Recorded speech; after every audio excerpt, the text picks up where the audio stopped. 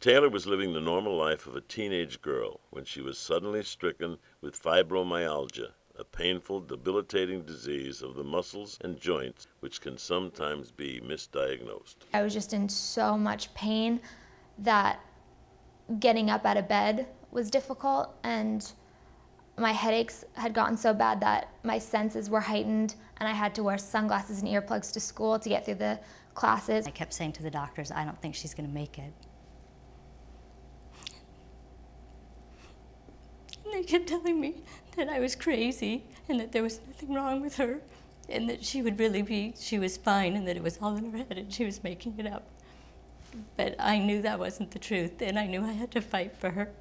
And it was so frustrating for me to be in all this pain and really not feeling well. And to know that there's nothing that the doctors can do to make her better except for give her a lot of narcotics that just made her sicker.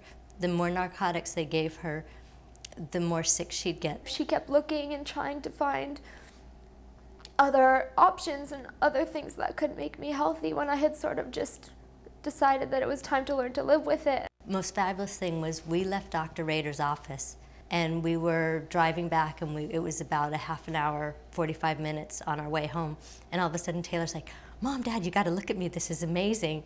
And we turned around and she said, look, the dark circles under my eyes, they're completely gone. I started to feel less nauseous, I wasn't dizzy. And she said, I'm already feeling so much better. I wasn't so pale, I had like red in my cheeks. I just couldn't believe that she could feel better that fast. I got my daughter back. The fibromyalgia's completely gone. Her body's never in pain anymore. I mean, she's back to the way she was before she got sick. You would never know I went through any sort of ordeal. You'd think that I was just a normal girl who was starting college late. You would never know that it was because I was really sick. The fact that they're trying to stop Dr. Rader or say that he's a horrible doctor or anything bad about him just infuriates me, because I don't know what we would have done if we didn't meet him. You know, I have proof that I'm a healthy, happy girl.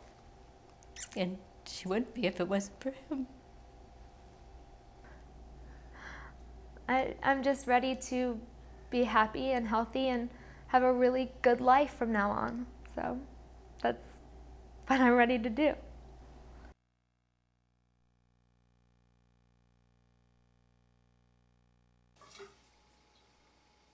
The man you are watching trying to shave is a patient of Dr. William Rader. He is 51 years old and has suffered from Parkinson's disease for over 12 years. He experiences tremors, an uneven gait, and has rigidity primarily affecting the use of his right arm and right hand. The following is a letter from his wife written the day of his treatment. Dear Dr. Rader, it was great meeting you yesterday with my husband Al.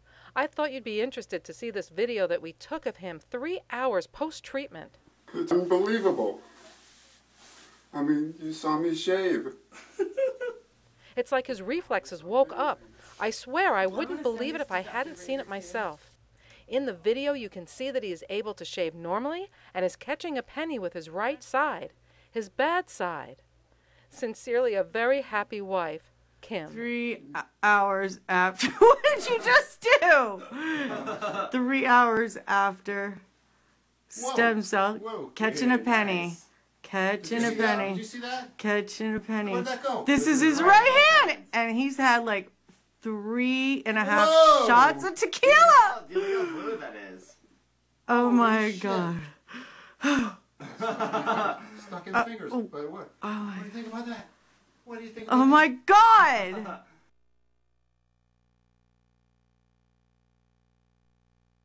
Clayton Fothery was born on December 19, 2001. He was a normal, happy, and thriving baby. But this fairy tale childhood ended when, at the age of almost 6 months, Clayton came down with the most serious form of epilepsy, called Lennox-Gastaut. Eventually, Clayton spiraled down into a vegetative state, lifeless, and even unable to eat. There was probably a period of about 16 months where Ozzy and I never once heard his voice. He never made a noise. He never expressed joy or pain or sorrow or discomfort. And that was hard because it was such a stark contrast from who he was. And we just wanted to get him back. Desperate to return their baby to health, George and Azita first tried all the traditional methods of treatment, but with no results. Then they turned to alternative remedies, but to no avail. Eventually, the father is turned to Dr. William C. Rader, who has successfully treated many diseases with embryonic stem cells. It's a long list: multiple sclerosis, Parkinson's, even ALS, very difficult. Our success is not as good as with the other neurological diseases. Many, many children with brain damage. We've had children who are blind and deaf, who can actually see and hear. Miraculously, Clayton showed much improvement after the first stem cell treatment. We saw not only that the frequency of the seizures were reduced, but also the types of seizures were reduced.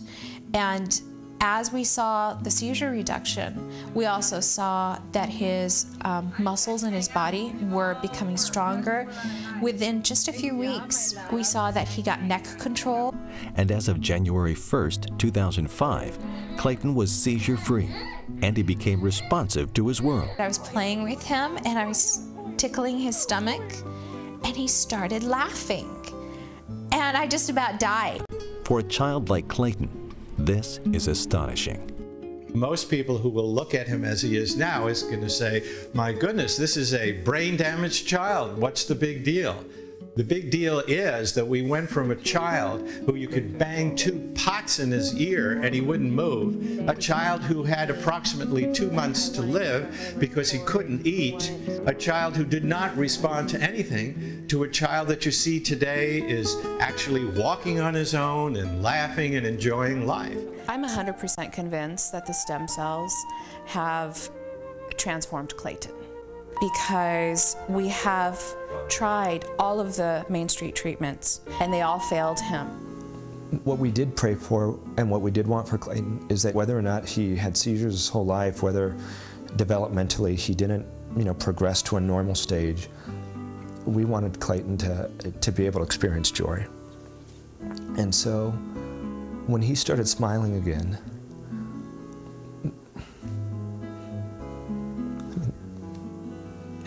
that's all we wanted, and we got it. I've met with major doctors. I've met with the heads of major institutions. I've met with medical writers. I've met with doctors who are on television in an attempt to tell them what I have been able to accomplish. What they consistently do is ask me if I will do, or I have done, a double-blind study. That's where you give a sugar pill to one child and the treatment to the other. And when I say, to me, that's tantamount to murder because I know what the results will be. I tell all of these individuals that I am willing to pay for them to choose whatever it is they want, maybe all of them, to come to see them. I won't be there. I'll pay for it. Talk to these people and you'll see that it's real.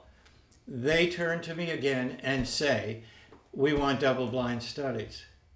And then I always say, is it all right if it's your child that we, give the sugar pill and maybe dies? They never answer. And it's usually at that point that the conversation ends. Yes, it's shocking that a doctor who knows a child could be saved and sees it in his practice does not tell the next parent of the next child with that illness that what I'm doing exists. My dreams to be a pole vaulter in the Olympics were shattered. I was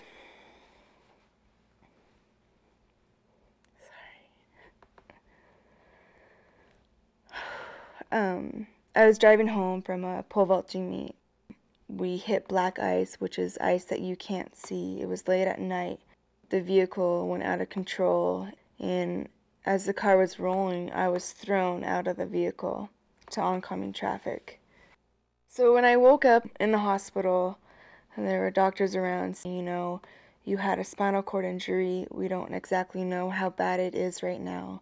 I got all the final results back from the doctor, and he pretty much came into the room and sat down and, tried to have the right attitude about telling me that I would never be able to walk again. I really didn't know what to say at that point. This is my first time being able to speak about stem cells and feeling confident that this is going to go somewhere. But my main reason here, that I'm here sitting, soon to be standing in front of you guys today, is that I had stem cell treatment. And this doctor, Dr. Rader, was talking about how it can regenerate and regrow, with a spinal cord injury.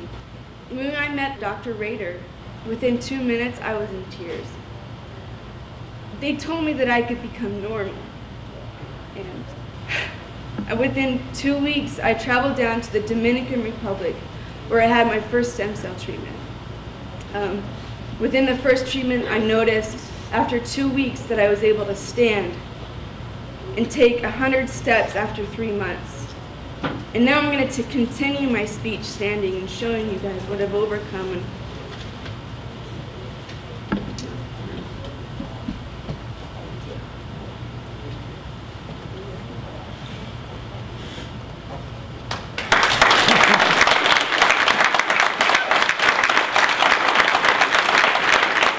Fetal cells do two basic things. First, they release what's called cytokines or trophic or growth factors, and then they actually replace damaged tissue. Now, in the case of Ricky, she had some of the nerve fibers that were alive but dormant, sleeping, hibernating. These cytokines or growth factors can wake up these areas. The next thing that happens is that she's actually growing new nerve fibers. I've had 3 stem cell treatments. I've gained 65% back. The stem cells that I used were very controversial, but it worked. I'm standing here in front of you. I have muscle mass, I have nerve control, and I'm ready to take a stand and support the people that support me in stem cell treatment, to let them know that they truly do work. If you were paralyzed, if you had a debilitating disease, or you had a loved one that was in the same position, what would you do? Would you just let them sit there and watch them go through the hard times all through their life? You don't want that. I don't want it. We can take something so natural, instead of all these pharmaceutical things controlling our lives. It's right there, right in our hands, in our body.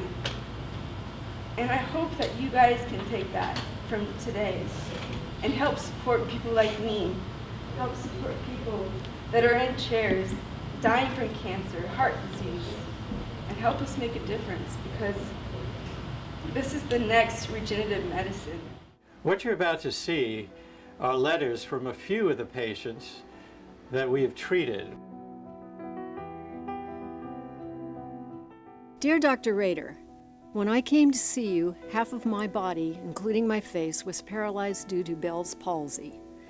5 weeks later, after the stem cell treatments, I can see more clearly and I have absolutely no pain in my joints. The muscles in my face are starting to move, so I am looking much more normal. Also, my speech is improving every day. You have given me the opportunity to be able to look up to my life and face the world. For all of this, I will be eternally grateful.